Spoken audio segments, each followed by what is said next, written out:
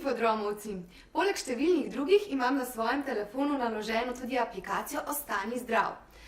Našla sem jo v spletni trgovini, obvešča pa me, da do zdaj še nisem bila v stiku z okuženim, ki bi imel na telefonu to isto aplikacijo. Kaj pa bi se zgodilo, če bi bila v stiku z okuženim ali če bi bila okužena jaz? Če je rezultat našega testa na novi koronavirus pozitiven, nas o tem obvestijo v 24 urah od testiranja. V tem času moramo počakati v samoizolaciji. O okužbi moramo obvestiti vse, s katerimi smo bili v zadnjih 2 dneh v tesnem stiku, namesto nas pa lahko to dobro opravi tudi aplikacija Ostani zdrav. Aplikacija uporablja tehnologijo Bluetooth, prek katere si pametna telefona izmenjate naključne oddajne kode. Na podlagi moči signala pa ta oceni tudi razdaljo med napravama.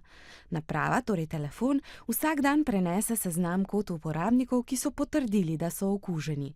Aplikacija nato preveri, ali je v zadnjih 2 dneh v bližini naprave zaznala okuženo osebo.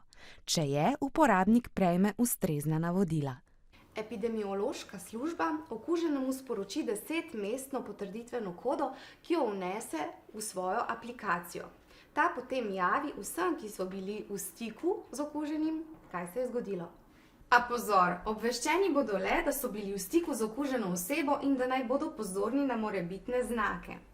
Kdo je bil okuženi in kje so ga srečali, ne bodo izvedeli.